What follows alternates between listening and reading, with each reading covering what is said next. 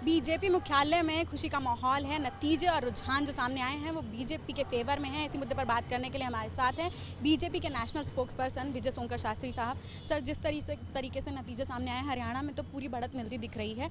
ऐसे में क्या माहौल है खुशी का, और साथ ही साथ सीएम पद का उम्मीदवार कौन हो सकता है? देखिए, खुशी का तो माहौल है ही, और उसे आप लोग पूरे देश को दिखला भी रहे हैं। निस्संदेह ये हमारे लिए, हमारी पार्टी के लिए एक बड़ी सफलता है। 10 बरस से कांग्रेस का कुशासन था हरियाणा में। दलितों पर और पिछड़े वर्ग के लोगों पर भारी अत्याचार हुए थे। बहुत सारी ऐसी घटनाएं थी जिसने न केवल हरियाणा प्रदेश को बल्कि देश को हिला करके रख दिया था।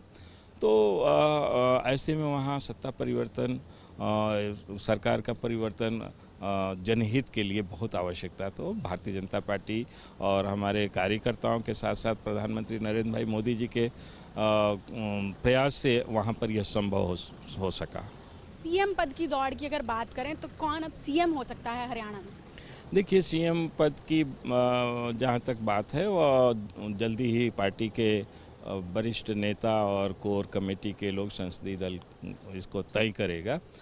और अगर ये पहले से तय हुआ होता तो हम लोग तो वहाँ पर उस चेहरे के आधार पर चुनाव भी लड़ते, लेकिन पहले से नहीं तय है। और अब जब वहाँ हमें भारी सफलता मिल चुकी है, वहाँ हम सरकार बनाने जा रहे हैं, तो ऐसे में अब इस पर भी एक्सरसाइज शुरू हो जाएगा।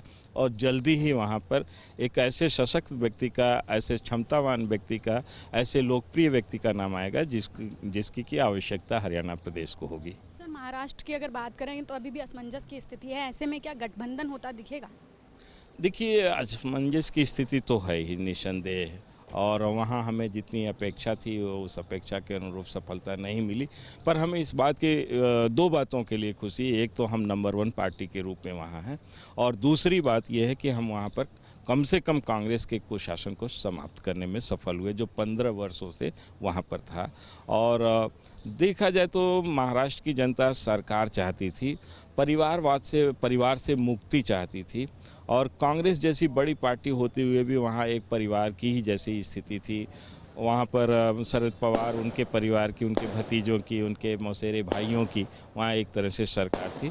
तो जनता को इससे तो मुक्ति मिली है, और ये हमारे लिए है। पर हम वहाँ पर पूर्ण मेजॉरिटी पाने में अभी सफल नहीं दिखाई दे रहे हैं।